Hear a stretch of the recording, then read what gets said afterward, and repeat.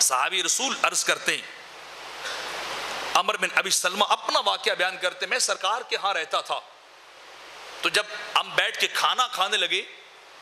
تو ایک برتن میں کھانا تھا، ایک طرف اللہ کے نبی تھے، دوسری طرف میں تھا، کچھ اور مہمان بھی تھے، تو چونکہ میری عمر کم تھی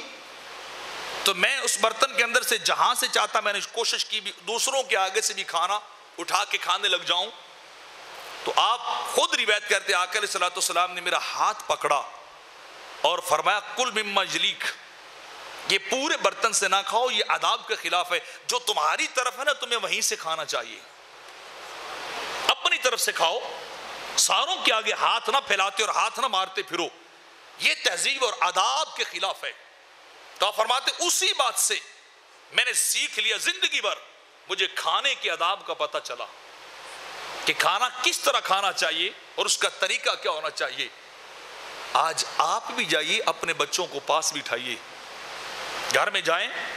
جب کھانا شروع کرنے لگے تو اپنی بچوں کو پاس بٹھائیں، خود بھی اونچی آواز بسم اللہ الرحمن الرحیم پڑھیں تاکہ بچوں کو پتہ چلے جب کھاتے ہیں تو اللہ کا نام لیتے ہیں، اور پھر انہیں دیکھیے کہ وہ میرا بیٹا میری بیٹی کیسے کر رہے ہیں،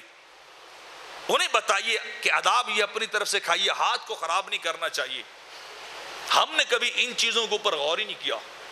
بس ہمیں پڑھی ہے بچوں کے لیے کمانا ہے اور کمانا ہے بس، اور ان کی تربیت اور تہذیب اس کا ہمیں پتہ ہی نہیں ہے۔